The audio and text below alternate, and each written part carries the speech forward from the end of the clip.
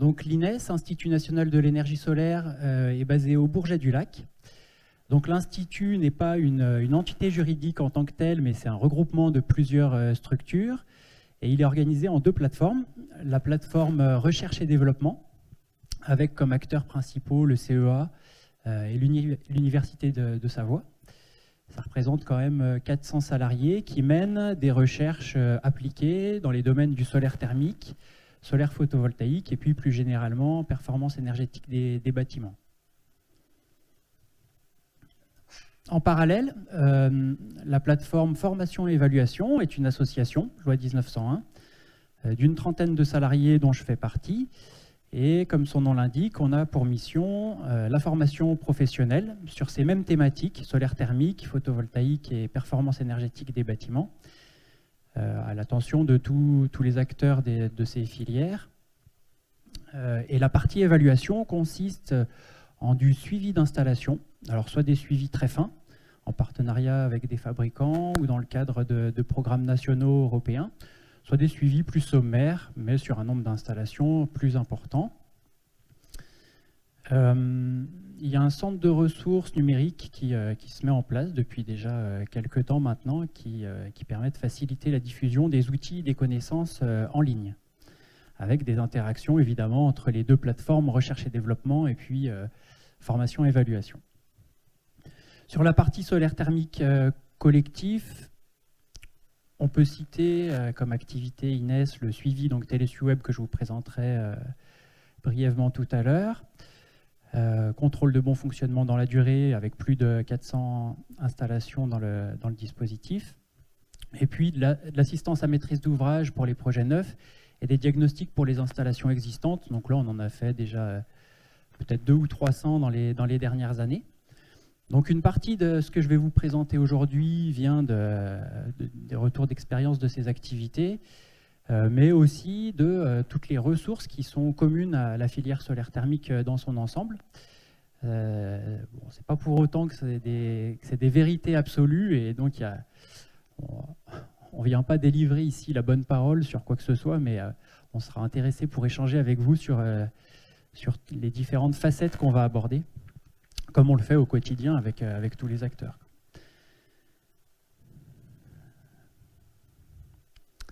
Alors, ça c'est une photographie de la surface de capteurs installée fin 2015. Voilà, elle est assez claire dans la domination de la Chine sur le sujet, qui a quasiment les trois quarts des capteurs installés. Si on regardait le même diagramme, mais pour l'année 2015, ce serait encore pire, entre guillemets. Enfin, ça serait encore plus marqué, cette domination asiatique. L'Europe possède 11% de la surface de capteurs installée. Et donc, si on regarde plus précisément sur notre continent, on voit que sans surprise, c'est l'Allemagne qui domine le marché, et que la France n'arrive qu'en 5e ou 6e position, malgré les différents plans en faveur de cette filière. On voit aussi que les objectifs 2010 du livre blanc européen de 100 millions de mètres carrés sont loin d'être atteints, puisque fin 2015, on n'en était qu'à la moitié. Pourtant, l'Agence internationale de l'énergie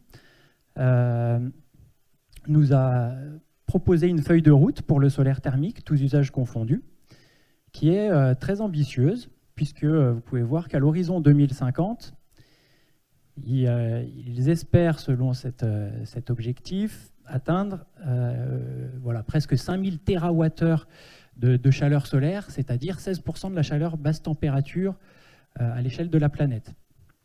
Donc l'ordre de grandeur là, de 500 TWh par an, aujourd'hui nécessaire pour couvrir les besoins énergétiques, chauffage et eau chaude résidentielle et tertiaire confondus, permettent de se rendre compte qu'il s'agit là d'une quantité importante, avec différentes facettes. L'eau chaude, le chauffage en haut, le process industriel en vert, le rafraîchissement en rose et piscine en dessous. Donc on va balayer rapidement deux de ces usages, et puis on va ensuite approfondir, comme je le disais, les autres. Donc pour le process industriel, vous voyez que c'est quand même très ambitieux, parce que on arrive à l'horizon 2050 à 2000 TWh par an de chaleur solaire pour cet usage. Donc quelles sont les conditions favorables pour mettre de la chaleur solaire sur un bâtiment industriel? Eh bien, il faut déjà que le niveau de température soit le plus faible possible, hein, idéalement inférieur à 100 degrés, pour correspondre aux températures auxquelles le solaire est performant. Que les besoins en chaleur soient les mieux possibles en adéquation avec la ressource, l'espace disponible pour des capteurs et du stockage. Voilà, et puis là, je vous ai mis deux exemples d'intégration. C'est juste pour dire qu'il y a une multitude de possibilités pour intégrer directement dans le process ou en dérivation. On ne va pas du tout rentrer dans le détail de cette technologie-là aujourd'hui. En tout cas, il y a un vrai potentiel avec des montages financiers innovants qui sont proposés aujourd'hui par des tiers investisseurs et qui sont très prometteurs. Bon, comme on le sait, le prix de l'énergie conventionnelle est encore très bas, donc ça ne démarre pas aussi vite que ça aurait pu de ce fait-là, mais c'est de bon augure pour la suite. Les réseaux de chaleur solaire, je ne vais pas en parler parce qu'il y a les deux intervenants suivants qui en feront leur affaire. La climatisation solaire, on pourrait se dire que c'est une application tout à fait adaptée, puisque plus il fait chaud, plus il y a de soleil, plus il y a besoin de climatisation. Donc une parfaite adéquation ressources-besoins. Pourtant, l'expérience a montré qu'on arrive difficilement à des systèmes qui soient fiables, qui fonctionnent correctement dans la durée. Alors là, le schéma que j'ai mis sur la droite, on n'arrive pas du tout à le déchiffrer, mais c'est juste pour donner une image des systèmes très complexes et peut-être trop complexes que pour l'instant on retrouve sur ce segment-là. La climatisation solaire, récemment, il y a eu un suivi sur 5 ans de plusieurs clims solaires et qui n'a pas été bien concluant. Donc, au point de se demander, nous thermiciens, hein, si l'avenir de la clim solaire en France, c'est pas plutôt du photovoltaïque associé à de la climatisation classique. Alors attention, on lâchera pas sur tout, mais sur ce point-là, au vu des suivis, des retours d'expérience des dernières années, pour l'instant, on est perplexe. Ça peut encore évoluer, mais voilà. Alors les systèmes solaires combinés, qui donc permettent de produire de l'eau chaude et de participer au chauffage des bâtiments. On en retrouve une très grande variété de schémas. On peut citer par exemple le solaire direct, où on fait passer directement le fluide caloporteur qui circule dans les capteurs dans le plancher chauffant. On a le tamponnage ou le réchauffage des retours. Ce qui est sûr, c'est que aujourd'hui, ce n'est pas un marché qui est très dynamique. Il a tendance, comme celui de l'eau chaude, on le verra, à chuter d'année en année. Pourtant, les suivis montrent qu'il y a une valorisation solaire qui est quand même intéressante. Il y a plusieurs vagues de suivi à l'INES qui ont à chaque fois conforté cette idée-là. Et puis, il reste des acteurs qui sont dynamiques sur cette tranche système solaire combiné, notamment dans la région. On commence à voir quelques installations de systèmes solaires combinés en collectif pour des immeubles d'habitation, par exemple. Alors, le graphe qui fait peut-être le moins plaisir de toute la présentation, c'est celui-ci. On va essayer de le nuancer dans la suite. C'est l'évolution, donc cette fois-ci pour l'eau chaude solaire, du marché français de 2004 à 2017, avec en vert le marché collectif, en rouge le marché individuel, et puis en bleu le cumul des deux. Donc l'individuel, on voit qu'il est bien monté avec le plan soleil jusqu'en 2008. puis qu'il a commencé à décroître, notamment à cause de la concurrence du photovoltaïque et puis des chauffe-eau thermodynamiques. Le marché du collectif, là en vert, lui, a continué à progresser jusqu'en 2012, à la faveur d'incitations réglementaires pour des labels, notamment pour obtenir des labels jusqu'à l'ART 2012. Et puis, il a amorcé ensuite une chute assez régulière, mais pas inexorable, pense-t-on. Alors, pourquoi cette chute ?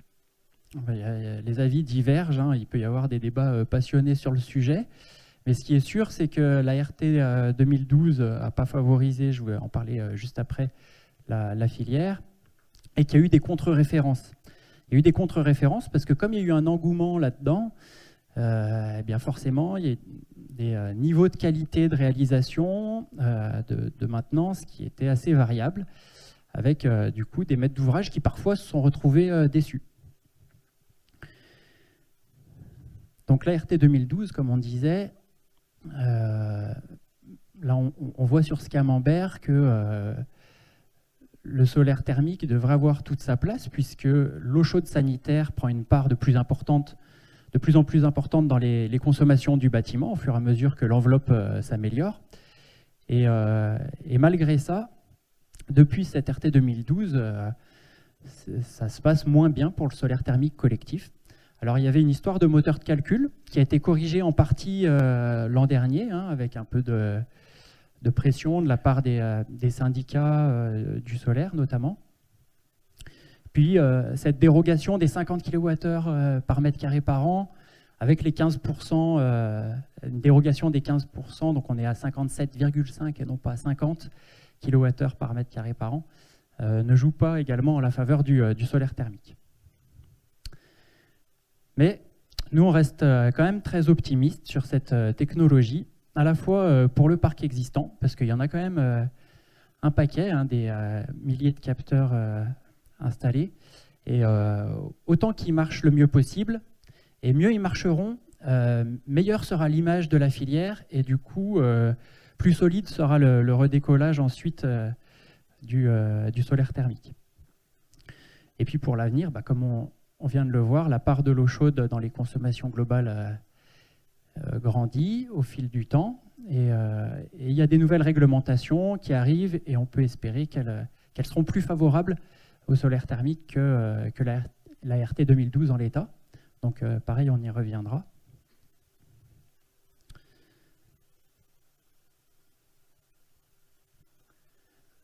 Alors, je vais articuler maintenant tout le reste de la présentation autour de cette étoile bilan énergétique et économique optimisé. Alors pour l'instant, vous voyez dans le titre qu'on est sur eau chaude et ou chauffage, et on va essayer de balayer comme ça un peu les différentes facettes techniques, économiques, réglementaires qui peuvent jouer sur ces bilans. Donc le premier point, c'est que pour être pertinente, notre installation doit avoir un bon rapport qualité-prix au niveau de sa conception et de sa pose, avec des aides financières qui soient intéressantes, si possible. Et donc, au niveau des entreprises, RGE, deux corps de métier peuvent être qualifiés RGE. Les installateurs, tout d'abord,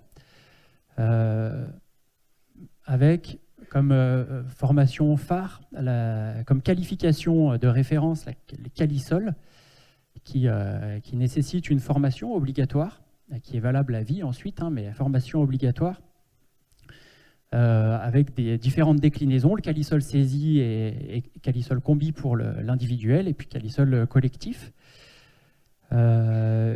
Deuxième qualification, c'est Qualibat, qui, elle, pour le coup, ne nécessite pas forcément de formation, alors qu'il est un petit peu plus discuté au sein de la profession, mais qui fonctionne quand même pour être RGE, avec un gage de qualité, voilà, qui est peut-être un peu plus à discuter selon les cas.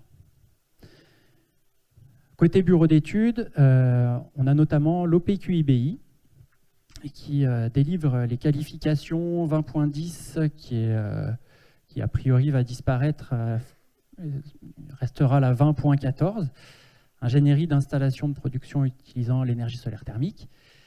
Donc c'est une qualification qui s'obtient à partir de références, de formation notamment.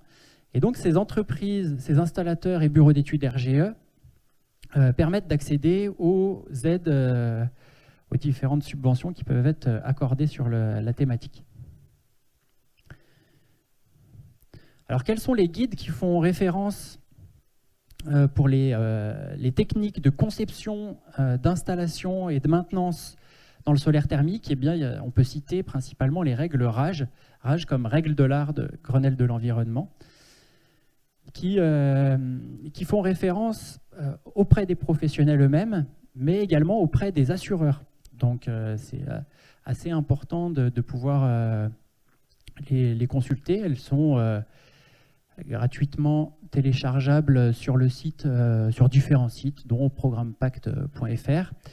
C'est des guides qui sont assez conséquents, peut-être une centaine de pages, et qui touchent, comme vous le voyez, toutes les facettes du projet, la conception, l'installation et la maintenance, avec des déclinaisons par système. Il y en a pour les systèmes solaires combinés, pour l'individuel, pour le collectif dans le neuf, pour le collectif en rénovation. Et ces règles RAGE, c'est pas un DTU, mais souvent ça préfigure un nouveau DTU, donc c'est vraiment un document de référence pour tout le monde.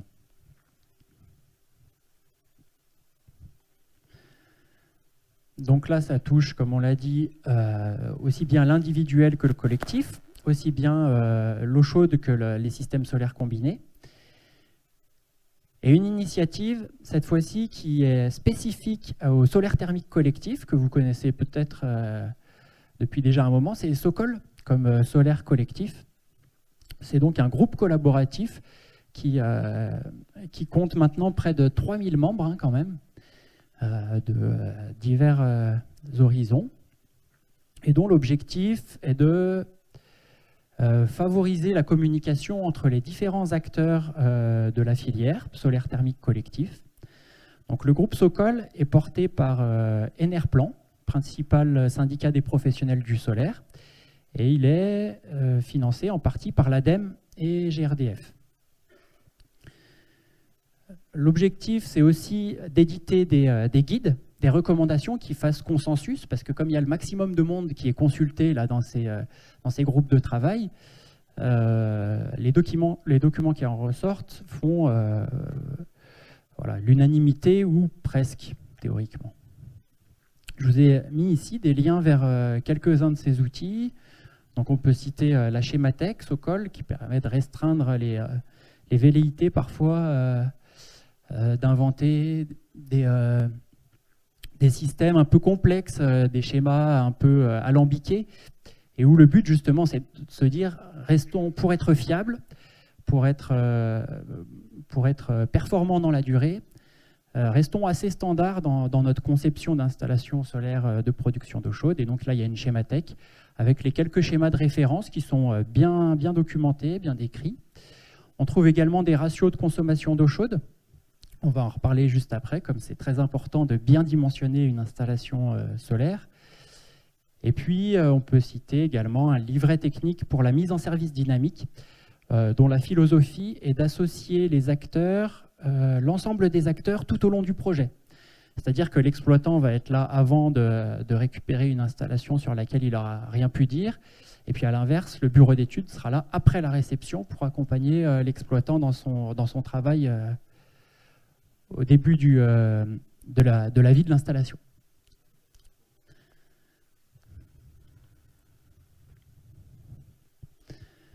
Les aides financières pour le solaire thermique, je passe la parole à Julien, ou je les présente. Ouais.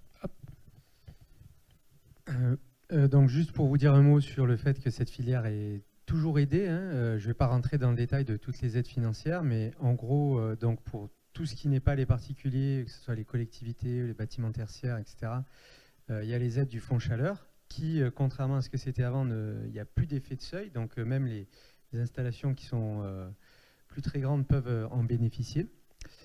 Et il y a des territoires aussi qui peuvent décliner le fonds chaleur à travers ce qu'on appelle un contrat d'objectif territorial. Donc sur le Rhône, aujourd'hui, il y en a un qui se situe sur la communauté d'agglomération de l'Ouest rhodanien, donc c'est Tarare, Tizy, vers là-bas. Donc là, si vous avez des projets dans ce coin-là, il y a des aides spécifiques, il y a également un accompagnement spécifique avec une personne dédiée au développement des ENR thermiques, donc bois solaire thermique, bien entendu. Et donc, il y a des aides à la fois aux études et à l'investissement. Voilà. Les particuliers, les installations pour les particuliers sont également bénéficient d'aides, donc avec le crédit d'impôt et les certificats d'économie d'énergie. Donc, à chaque fois, hein, qui dit aide financière dit critères techniques, exigence de qualification des installateurs et critères techniques sur le matériel. Et bon, rien de bien nouveau, hein, ça a été dit par Guillaume, RGE, aujourd'hui Calisol, et des exigences techniques sur le matériel assez éprouvées aujourd'hui. Voilà, on ne rentre pas plus dans le détail, juste pour vous dire que si vous avez des questions sur ces aides financières, une porte d'entrée unique, l'espace Info Énergie du Rhône, métropole de Lyon. Voilà.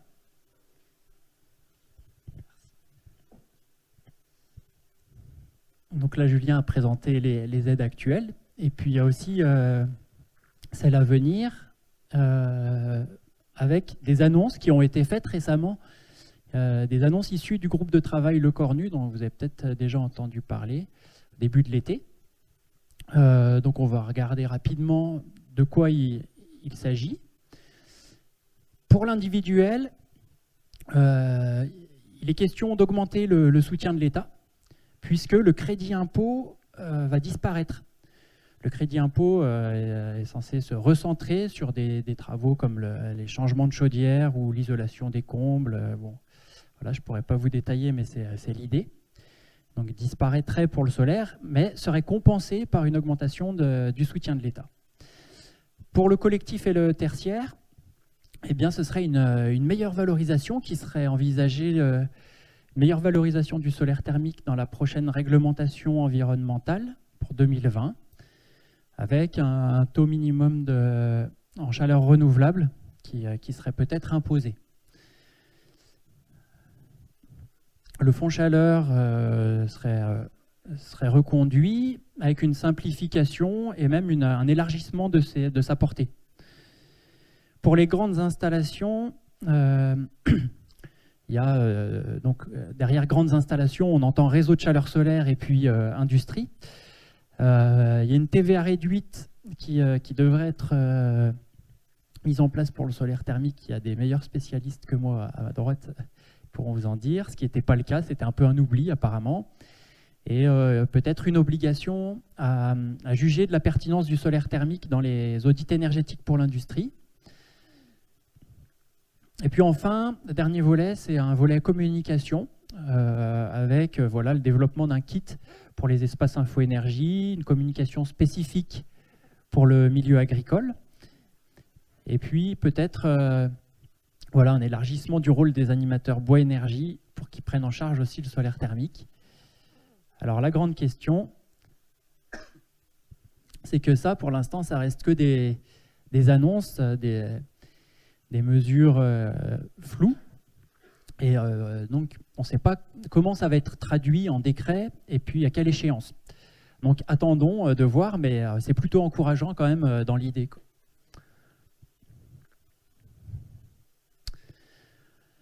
Alors, revenons à notre petit diagramme. Et cette fois-ci, on va vraiment se centrer sur zoomer sur les installations solaires collectives de production d'eau chaude, dont les capteurs, je vous rappelle, ont un rendement qui est 3 ou 4 fois en moyenne supérieur à ceux du photovoltaïque.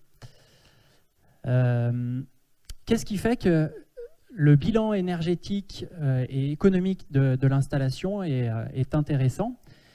Bien, il y a la pertinence de l'installation. Qu'est-ce que c'est la pertinence de l'installation? C'est tout simplement les premières questions qu'on se pose quand on se demande est-ce que ça vaut le coup de mettre du solaire thermique ici ou pas.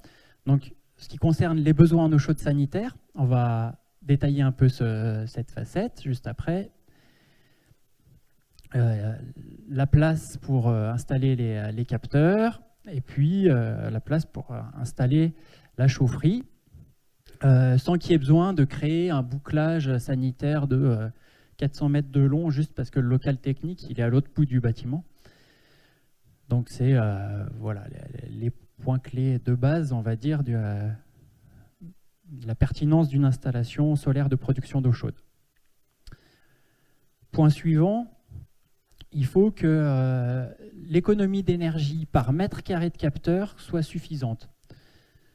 Alors pourquoi ça? Eh bien tout simplement parce que même s'il y a une économie d'échelle pour une installation solaire de production d'eau chaude, plus elle est de taille importante et moins elle coûtera cher au mètre carré quand même.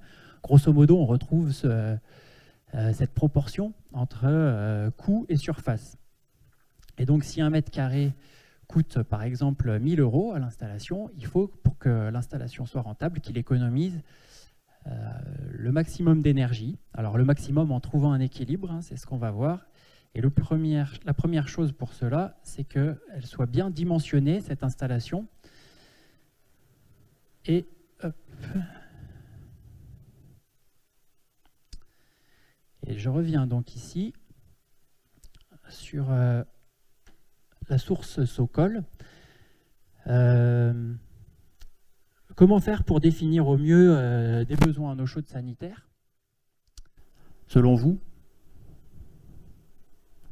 Comment est-ce qu'on peut faire pour se dire, là, je suis sûr d'être au plus juste?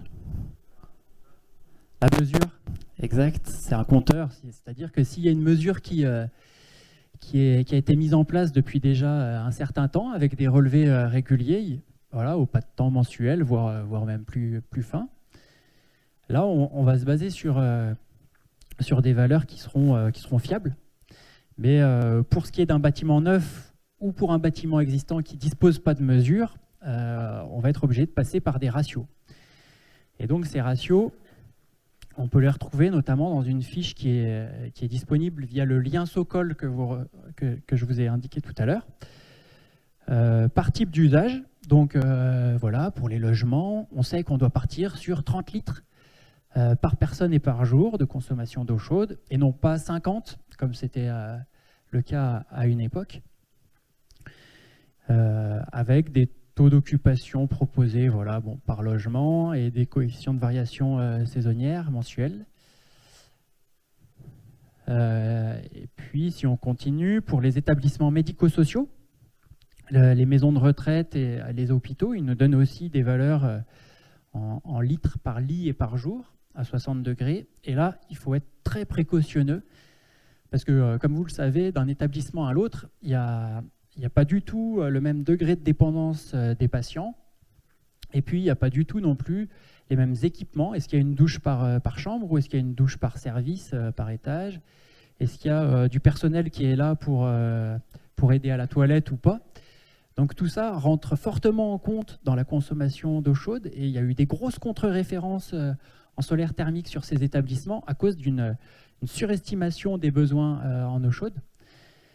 Donc voilà, il faut vraiment prendre garde à estimer ça au plus juste et ne pas hésiter à se rapprocher d'établissements similaires, de bâtiments un peu similaires sur lesquels il y a des mesures, parce que ça tourne depuis un petit moment, et voilà, pour s'en inspirer et se calquer dessus. Les établissements touristiques sont aussi concernés par cette fiche Socol, avec pareil, un point d'attention sur la période d'ouverture et le taux de remplissage, parce que si c'est un camping qui est ouvert qu'en juillet et août, ça vaudra sûrement pas le coup de mettre du solaire thermique si on ne peut pas valoriser les 10 autres mois de l'année l'énergie. Et puis là, un autre groupe un peu mixte de bâtiments, établissements scolaires, internats, gymnases, crèches. Là, il faut faire très attention et je vais vous donner 3 exemples, ou plutôt contre-exemples.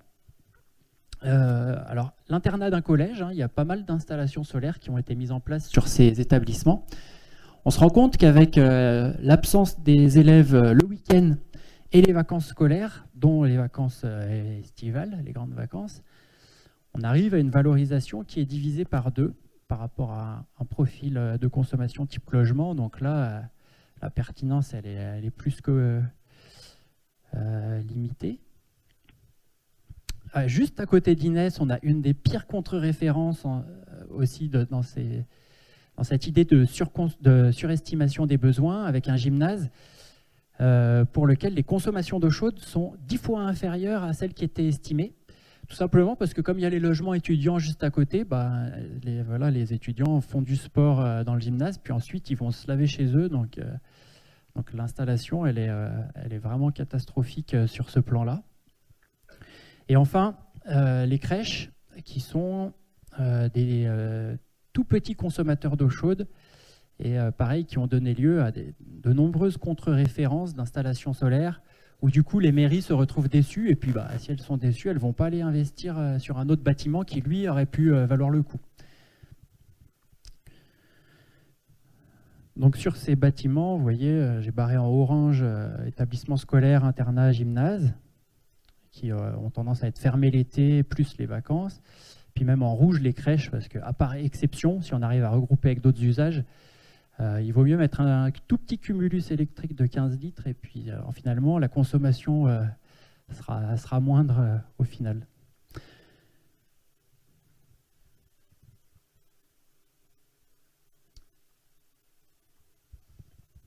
Alors une fois qu'on a réussi à bien caler nos besoins en eau chaude, que ce soit par la mesure ou par les ratios, on va pouvoir choisir la surface de capteur qui va être pertinente par rapport à ce besoin. Et vous voyez que là, on a deux indicateurs qui se confrontent. Sur l'ordonnée de gauche, c'est la productivité. Donc c'est en fait la production solaire utile par mètre carré de capteur.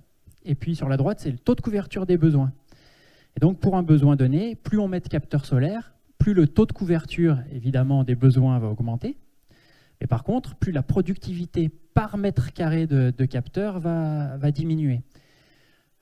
Donc tout est question d'équilibre ici, et les financeurs comme l'ADEME, par exemple, choisissent de mettre des seuils pour cette productivité par mètre carré pour faire garde-fou. Par exemple, ils disent qu'il faut qu'un mètre carré de capteur solaire produise minimum 500 kWh par an. Sinon, on ne finance pas parce qu'on considère que l'installation n'est pas pertinente.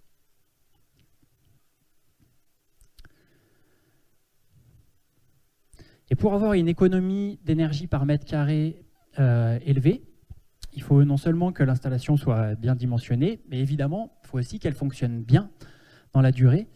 Et pour ça, il n'y a pas de mystère. Le seul moyen de le contrôler, qu'elle fonctionne bien, c'est de mettre en place un suivi, puisque une installation solaire est toujours agrémentée d'un appoint, gaz, fioul, électricité, qui fait qu'on a toujours le besoin qui est satisfait, on a toujours de l'eau chaude au robinet. Et donc un dysfonctionnement sur la partie solaire passe souvent inaperçu, comme ce besoin est satisfait, avec un bilan économique qui s'en trouve doublement dégradé, parce que d'une part, l'économie d'énergie et donc l'économie tout court sur la facture n'est pas conforme aux attentes, et d'autre part, plus le défaut dure dans le temps, et plus il y a des éléments de l'installation qui vont se dégrader, notamment le fluide caloporteur, qui va avoir tendance à caraméliser à force, il peut peut-être même boucher des capteurs dans les pires cas, et donc on va avoir un coût de réparation qui va être plus important, carrément parfois même nécessitant l'abandon de l'installation solaire si, dans les cas les plus extrêmes. Donc il n'y a pas de mystère. Pour s'assurer de détecter un défaut, il faut mettre en place un suivi dans la durée. Et qu'est-ce qu'on va mesurer pour faire ce suivi? Alors je vais essayer de venir là. Donc on va en profiter pour regarder ce petit schéma de base qui est le plus classique. Ici on a le circuit solaire primaire, glycolé, dont on parlera juste après. Le stockage solaire, idéalement c'est un seul ballon, parce que ce qu'on cherche, c'est à travailler à la plus basse température possible pour avoir le meilleur rendement de capteur possible. Et pour travailler à la plus basse température possible, il faut avoir la meilleure stratification possible dans notre stockage. La meilleure stratification, elle s'obtient avec un seul ballon. C'est là qu'on a les meilleurs résultats, mais pour des contraintes d'encombrement, on est souvent obligé d'en mettre 2, 3, 4. Dans ce cas-là, on les met en série. Vous voyez l'arrivée d'eau froide ici. Du haut du premier ballon, on passe en bas du deuxième. Finalement, c'est un peu comme s'ils étaient empilés. Et puis, du haut du deuxième vers la pointe. Voilà, la charge solaire, elle se fait ici. On part du bas du ballon solaire le plus froid pour aller vers l'échangeur solaire. Et on revient milieu de ballon solaire le plus chaud ici. Ce qui fait que cette liaison intermédiaire, là, ou ces liaisons intermédiaires, fonctionnent dans les deux sens, quoi.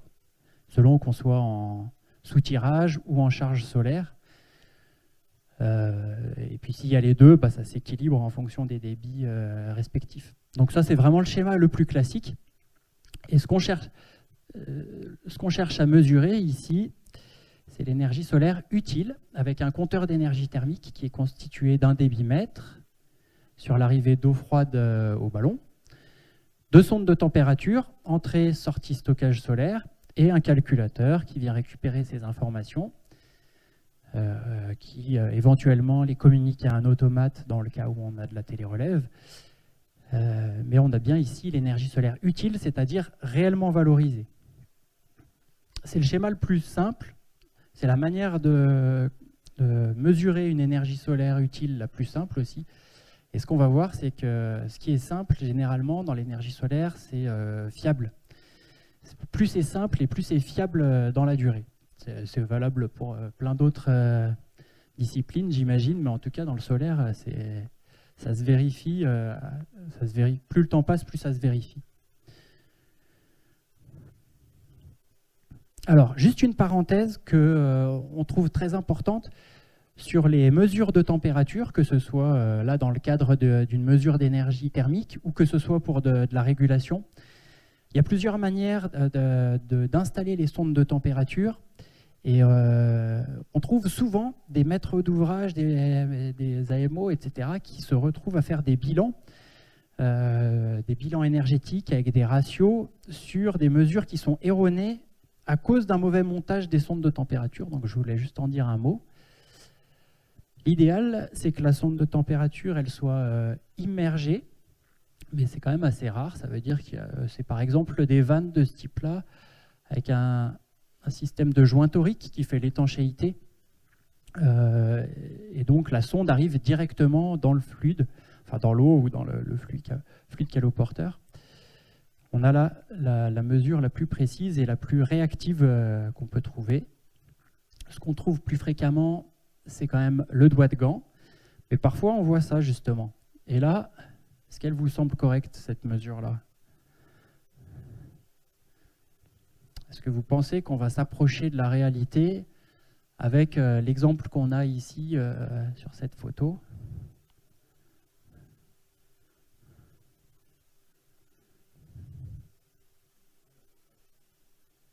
Ouais, c'est ça.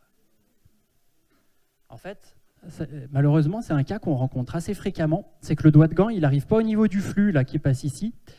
Et du coup, il suffit qu'on s'éloigne un tout petit peu, ne serait-ce que de 5 mm du flux, pour que la mesure elle soit complètement faussée. Donc là c'est un cas un peu extrême, mais même si on se retrouvait ici au lieu d'être là, on aurait quelque chose qui serait vraiment médiocre. Et quand on mesure une différence de température, par exemple, si on a une des deux sondes qui est placée comme ça et l'autre qui est placée correctement, c'est-à-dire comme ça, au niveau du flux, le delta T n'aura aucun sens. Dernière possibilité, c'est de mettre la sonde en applique. Alors sur les tuyauteries cuivre, on s'est rendu compte en faisant des tests que c'était possible et pertinent, à condition d'avoir ces 3 éléments: la pâte thermique entre la sonde et la tuyauterie, du scotch aluminium qui va améliorer la conduction et qui va bien plaquer la sonde, et de l'isolant bien plaqué. Parce que bon, là c'est sûr qu'on aura quelque chose aussi de médiocre. Voilà, je ne sais pas si vous avez des remarques ou si ça vous rappelle des choses, mais oui.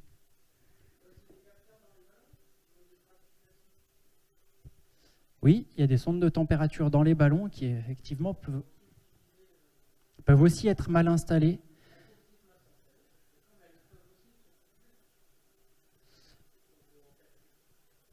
Alors, en fait, là, j'avais pas prévu d'en parler, mais la régulation solaire, la base, c'est qu'on a une différence de température entre les sorties capteurs ici, et puis bas de ballon solaire par là. Ça, c'est ce qui permet de piloter les pompes solaires, là où les pompes solaires. Et par contre, ce n'est pas des sondes qui sont utilisées pour la mesure d'énergie, pour le contrôle de bon fonctionnement, pour le suivi, quoi. Pour le suivi, on se base, donc là, dans cette configuration, sur l'énergie solaire utile, donc on se met sur le circuit sanitaire, c'est ce qui est réellement valorisé. Et puis par contre, ce qu'on va voir, c'est qu'ici, voilà, dans le cas où l'appoint il est intégré au ballon solaire, c'est-à-dire que souvent c'est pour les installations de taille plus modeste, on n'a pas accès directement à l'énergie solaire utile. Et parce que bien sûr, si on se met là, on mesure non seulement le solaire, mais aussi l'appoint. Et du coup, ce qu'on fait maintenant, c'est qu'il y a une période intermédiaire où on mettait 3 compteurs d'énergie, un sur les pertes de bouclage, un sur les besoins, un sur l'appoint, pour essayer de se rapporter à l'énergie solaire utile. Il y avait des problèmes de fiabilité de l'analyse, des mesures, etc., qui font que maintenant, on s'est rabattu vers la mesure de l'énergie solaire primaire.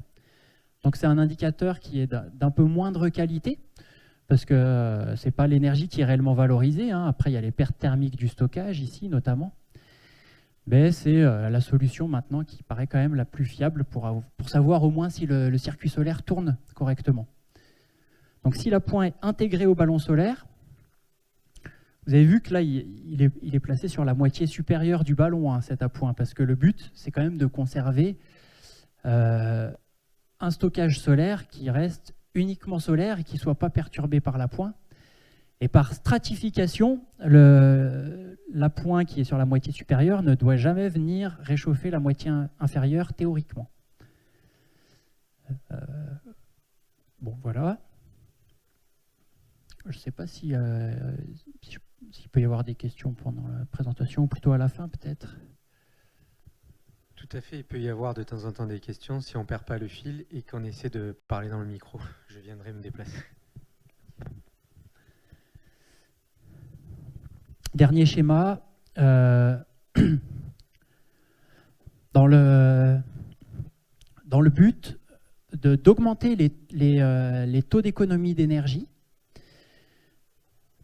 on retrouve parfois, ou dans le cas de consommation d'eau chaude intermittente, on retrouve parfois ce système sur le retour de bouclage ici, où on a une 23 voies qui va orienter le bouclage soit vers l'appoint classique, soit, si la température dans les ballons solaires elle est suffisante, dans le ballon solaire. Ce qui fait que les pertes thermiques du bouclage sanitaire, elles vont pouvoir être compensées par l'énergie solaire.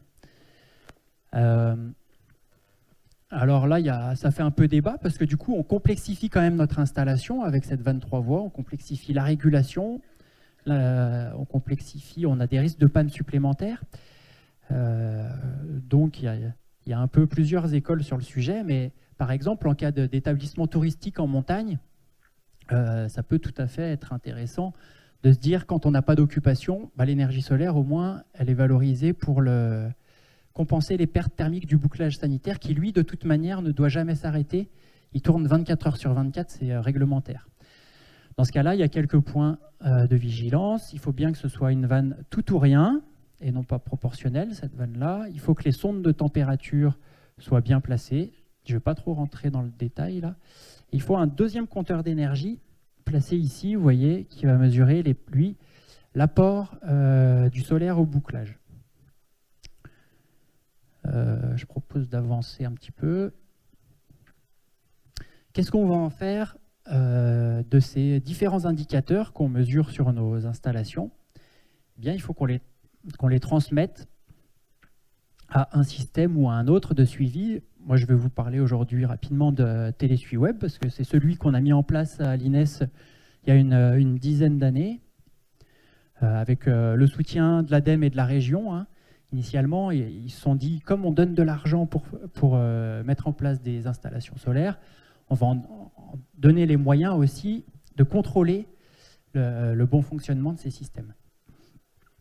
Donc il y a 3 possibilités pour transmettre ces informations d'énergie solaire au dispositif. Soit tout est manuel, dans ce cas-là, À pas de temps mensuel, on vient faire une saisie dans un tableau comme ça d'index. Soit il y a des passerelles qui existent entre les bases de données des principaux exploitants et notre dispositif TeleSuiWeb. Soit tout est en télérelève et à ce moment-là, on installe un automate qui va communiquer quotidiennement par GSM les informations qu'on a précisées sur les schémas juste avant. Le tableau de résultats, le graphe de résultats ressemble à ça. Pour chaque mois, on a une production solaire attendue, en bleu, donc qui est calculée en fonction de toutes les caractéristiques de l'installation, les caractéristiques techniques fixes, mais aussi de l'ensoleillement réel à la station météo la plus proche, que Météo France nous fournit chaque mois, et puis les besoins réels en eau chaude, qui sont aussi réinjectés là, dans la moulinette du calcul de cette production attendue. Et puis sur la droite, c'est la production solaire réelle, mesurée. Et donc on voit que si on a les deux barres qui sont à peu près au même niveau, c'est que tout fonctionne correctement. Le jour où il y a un souci, ça va passer en orange ou rouge, et on aura quand même de l'eau chaude au robinet, hein, comme on l'a dit, grâce à la pointe, mais on pourra s'en rendre compte avec le suivi. Et donc ce qu'on verra, c'est qu'en fait, c'est une aide à l'exploitant surtout, pour qu'il passe moins de temps sur le système. C'est-à-dire que tant que tout fonctionne bien, que les indicateurs sont au vert, il n'a rien à faire, quasi. Et on va passer un peu de temps sur la maintenance juste après. Et puis si par contre ça passe orange ou rouge, sa visite suivante, il va aller chercher la cause du problème.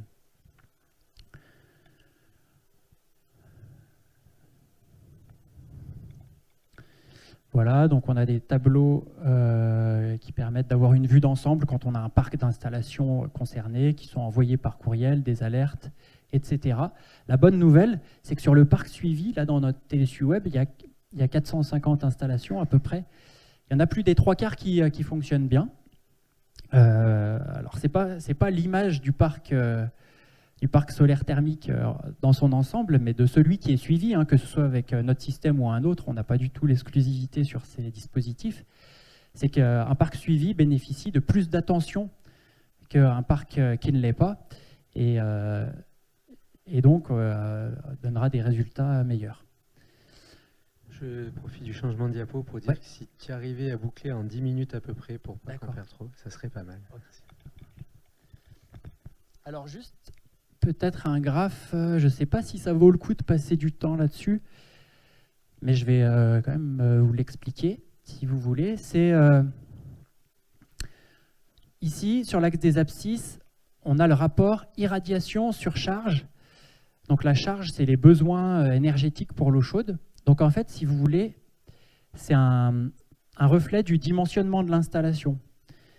C'est-à-dire que plus on est à droite sur cet axe des abscisses, plus notre installation elle est surdimensionnée parce qu'il y a beaucoup d'irradiation qui arrive sur nos capteurs solaires par rapport aux besoins énergétiques pour l'eau chaude.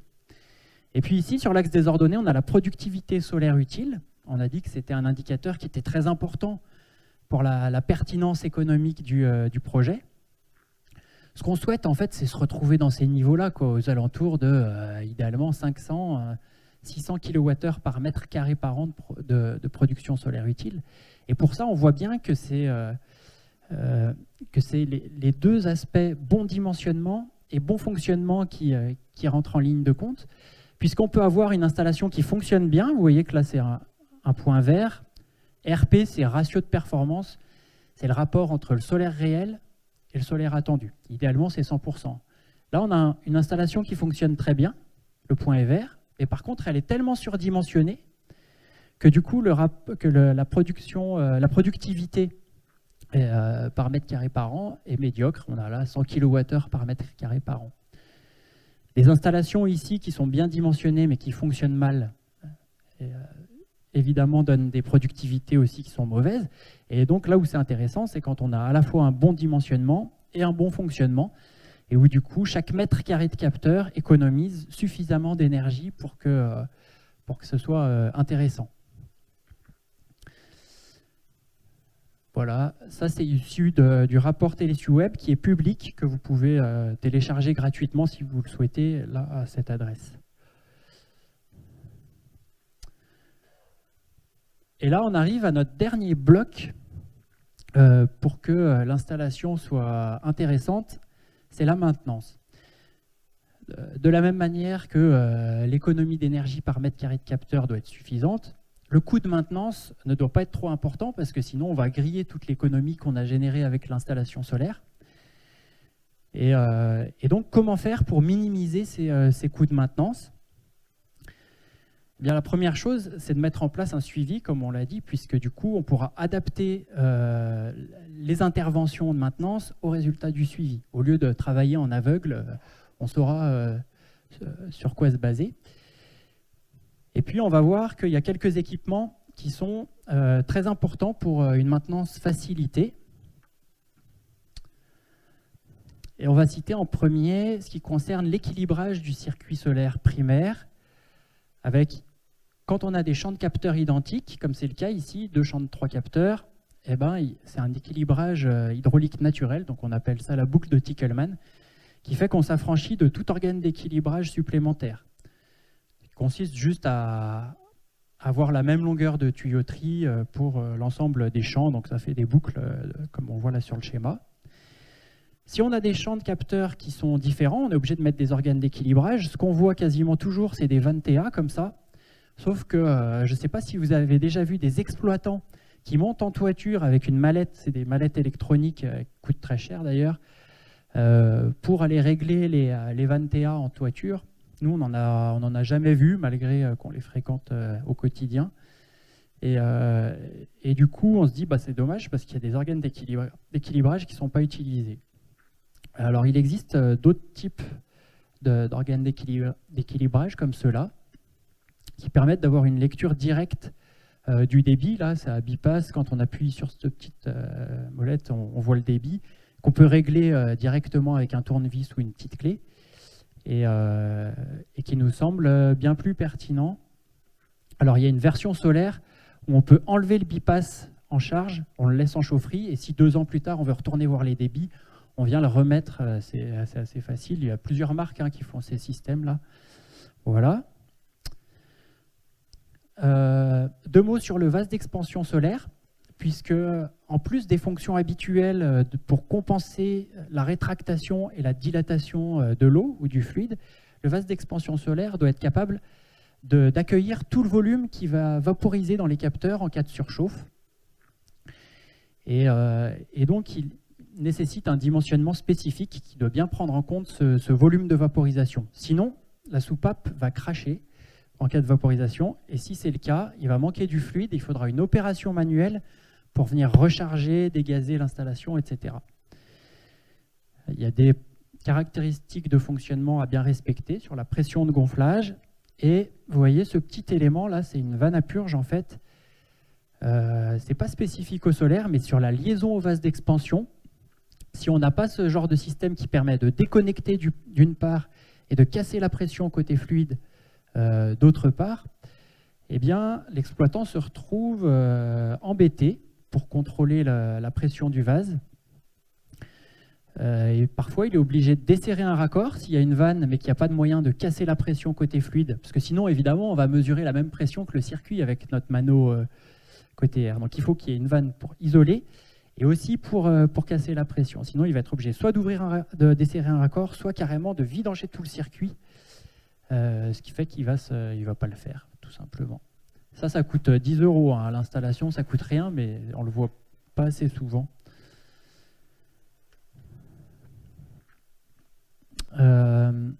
Sur la purge, donc un des ennemis numéro 1 du solaire, c'est l'air du circuit. Et pendant longtemps, on a parlé de purge uniquement, soit avec des purgeurs manuels qui sont ramenés en chaufferie, en point haut de chaque champ de capteur, soit des purgeurs automatiques en haut des capteurs. Dans ce cas-là, il faut bien qu'ils soient isolés par une vanne quart de tour qu'on va fermer en fonctionnement normal. Sinon, pendant les vaporisations, ça va faire sortir le fluide et ça va poser des soucis. Petit à petit, ils vont devenir passants. Avec le glycol, ça va cristalliser, etc. Donc, s'il y a un purgeur automatique en haut, il faut bien fermer cette vanne quart de tour. Mais depuis quelques années, plus que de purge, on entend parler maintenant de dégazage. Et donc, ce que vous voyez ici, là, ce chariot avec cette pompe puissante et ce bidon, c'est le premier outil de l'exploitant solaire. Le principe, c'est qu'on a 2 piquages avec une vanne intermédiaire sur lesquels on va raccorder notre pompe solaire qu'on va laisser tourner comme ça un certain temps, peut-être une demi-heure, voire 1 heure, et qui va petit à petit supprimer toutes les micro-bulles qui sont contenues dans le circuit et qui risquent, en chauffant, de s'agglomérer et de créer une poche d'air qui va bloquer la circulation. L'avantage en plus, c'est qu'on peut tout faire depuis la chaufferie du coup. Donc souvent maintenant, quand un circuit solaire est bloqué, ne fonctionne pas, l'exploitant vient avec son chariot, le bidon fait office de dégazeur, la pompe puissante est capable de pousser l'air, et on laisse tourner cette pompe comme ça un certain temps pour évacuer tout l'air de manière pérenne. Certaines installations n'ont pas ce jeu de vanne, et dans ce cas-là, ça pose souci, parce qu'on ne peut pas justement mettre notre pompe de dégazage. Alors souvent quand même, maintenant, sur les groupes de transfert des industriels, là vous voyez, il y a les 2 piquages, il y en a un là, il y en a un là, qui correspondent à ces 2 piquages-là, puis il y a une vanne intermédiaire ici. On retrouve en complément un dégazeur qui permet de piéger l'air au fil de l'eau. Et c'est vrai que l'air, c'est quand même vraiment l'ennemi numéro 1 pour les installations solaires. Il y a plein d'installations solaires qui sont à l'arrêt juste parce qu'il y a un petit peu d'air en haut qui bloque la circulation, et il suffirait, entre guillemets, de venir avec une pompe comme ça pour l'évacuer et que ça reparte dans des bonnes conditions.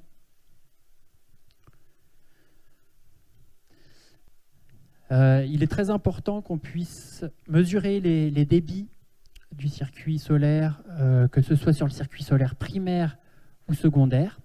Et autant c'est souvent le cas sur le circuit solaire primaire, on a bien un débitmètre, autant c'est bien moins fréquent sur le circuit solaire secondaire, ce qui fait que l'exploitant, des fois, travaille un peu à l'aveugle sur le sujet.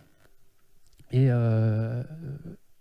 bon, voilà, c'est pareil, c'est un élément qui coûte rien et qui n'est pas toujours installé, notamment quand l'échangeur s'entartre, c'est quand même un bon indicateur à surveiller. Dernier point sur l'affichage en chaufferie, non seulement du schéma de manière durable, pérenne, mais aussi des paramètres principaux de fonctionnement du circuit solaire, que ce soit les pressions ou les débits, voire même les paramètres de régulation.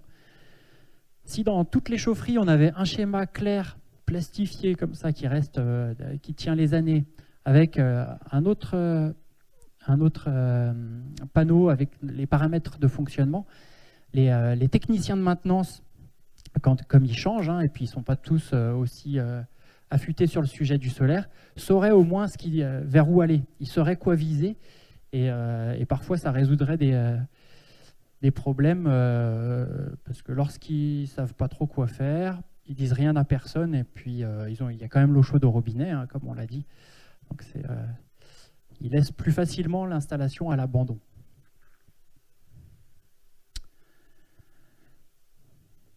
Donc pour que les coûts de maintenance soient minimisés, il faut que ces équipements, idéalement, soient présents, et il faut aussi que les contrats de maintenance soient adaptés. C'est-à-dire que... il y a un souci là, avec le... C'est pas grave, je vais vous en parler oralement. Dans certains contrats, certains bailleurs sociaux, par exemple, sont très déçus du solaire parce qu'ils se rendent compte que le coût du contrat de maintenance absorbe toute l'économie qui est générée par l'installation solaire. Mais dans ces contrats de maintenance, qu'est-ce qu'on retrouve? On retrouve par exemple monter 3 fois en toiture par an pour nettoyer les capteurs solaires avec une brosse et une raclette. Voilà, on peut retrouver un certain nombre de choses qui prennent beaucoup de temps, donc évidemment qui sont chiffrées par l'exploitant, et qui ne sont pas pour autant nécessaires. Et l'enjeu, là, pour que la filière reste crédible et que les installations restent intéressantes sur le plan économique, c'est d'avoir des contrats de maintenance préventive au ras des pâquerettes, entre guillemets. Donc souvent, c'est le même exploitant que la chaufferie de manière générale. Et là, ces gammes de maintenance, je ne vais pas les détailler parce qu'on n'a pas le temps, mais vous pouvez les retrouver, c'est pareil, elles viennent du site Sokol, il y a différents acteurs qui se sont mis autour de la table pour se dire ça, vraiment, ça vaut le coup de le vérifier chaque mois. Donc c'est le cas de ces deux actions. Tous les ans, eh bien, on peut aller vérifier voilà, la régulation, les débits, le fluide caloporteur avec son pouvoir antigel et son pH. Et puis juste jeter un coup d'œil au capteur avec un nettoyage en cas de salissure exceptionnelle. Là, voilà, sinon, la pluie et la neige, ça marche très bien pour nettoyer les capteurs. Et tous les 2 ans seulement, on a une opération de maintenance qui est un petit peu plus lourde, qui peut prendre une demi-journée par exemple. Le reste du temps, on n'a rien à faire, surtout tant que le suivi montre que l'installation tourne correctement. Bon, je ne sais pas si je me lance dans des ordres de prix. Bon, on pourra en discuter plus tard si vous voulez. Et puis, il faut que les exploitants soient formés. Parce que comme vous l'avez vu tout à l'heure, autant il y a des qualifications qui existent pour les bureaux d'études, des qualifications existent pour les installateurs, mais pour les exploitants, il n'y a rien de bien clair aujourd'hui. Et bon, il y a plusieurs organismes de formation, dont le nôtre, qui délivreront des formations à ces exploitants qui sont très contents, parce qu'au final, avec quelques bases techniques, ils se retrouvent moins démunis devant les systèmes et du coup s'en sortent mieux dans la durée. Alors, je voulais jouer un petit peu avec ce fichier Excel qui est la dernière diapo, avant-dernière. On n'aura pas le temps, mais on pensait vous le mettre à disposition. C'est un fichier Excel qui est très simple et dans lequel toutes les données d'entrée en jaune là sont liées à ce qu'on vient de voir là, pendant la présentation. Et donc, c'est un des moyens d'estimer la pertinence économique d'un projet solaire thermique, c'est de comparer sur 20 ans, c'est la durée de vie qu'on peut estimer d'une installation solaire thermique, le coût du kilowattheure solaire au coût du kilowattheure d'appoint sur 20 ans. Quelles sont les données d'entrée? Eh bien, c'est le prix au mètre carré de l'installation solaire, le taux d'intérêt si on considère qu'on emprunte la somme liée à l'investissement, la productivité en énergie économisée. Vous vous souvenez, dans le petit graphe, alors il y a la productivité en énergie solaire utile, qui doit être aux alentours de 500 kWh par mètre carré par an. Et la productivité en énergie économisée, bah, c'est celle qui va être, par exemple, l'entrée chaudière. Donc si on a un rendement de chaudière gaz de 80%, il faudra le prendre en compte. C'est pour ça que là, on a plutôt 600. Si on a 500 kWh de production solaire utile, en énergie économisée, c'est-à-dire entrée chaudière, on aura peut-être 600. Et puis on a le coût annuel de la maintenance, voilà, qui est un vrai enjeu. Là, 1,5%, si on a une installation de, disons, 30 mètres carrés, ça veut dire 15 fois 30, 450 € par an de maintenance, tout compris. On a ici, du coup, le prix du kilowattheure solaire sur 20 ans sans subvention et avec subvention. Donc le taux de subvention est aussi une donnée d'entrée de ce petit classeur. On retrouve donc là, par exemple, dans ce cas qui est franchement assez plausible, un coût du kilowattheure sur 20 ans de 8,6 centimes d'euros.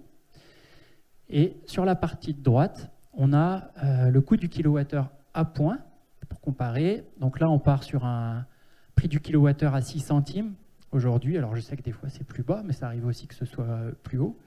Un taux annuel d'augmentation. Donc là, voilà, hein, c'est les hypothèses. On lit dans une boule de cristal chacun ce qu'on veut. Et ce qui est sûr, c'est qu'aujourd'hui, il y a au moins la taxe carbone qui donne une orientation déjà sur laquelle il n'y a pas d'incertitude. Et on arrive donc à un coût du kilowattheure d'appoint sur 20 ans en fonction de ces deux données d'entrée. Donc peut-être qu'on vous mettra ce petit classeur à disposition. Je pense on le mettra en ligne avec les interventions à réécouter sur le site internet. Comme ça, vous pourrez jouer sur les données d'entrée pour voir un petit peu quels sont les paramètres importants sur cet équilibre économique. Voilà, bon, juste une diapo pour dire que le prisme économique, évidemment, n'est pas le seul à prendre en compte et qui a toutes les externalités positives qui ne sont pas propres au solaire, mais à toutes les économies d'énergie de manière générale. Et puis un dernier mot, voilà, n'oublions pas la simplicité pour ces installations solaires de production d'eau chaude, dans lesquelles on a quand même encore beaucoup de confiance pour l'avenir, et on pense que cette courbe là qui était en pente constante décroissante depuis quelques années, il y a toutes les chances qu'elle remonte, et donc qu'on reste affûté sur le sujet pour les accompagner. Je vous remercie.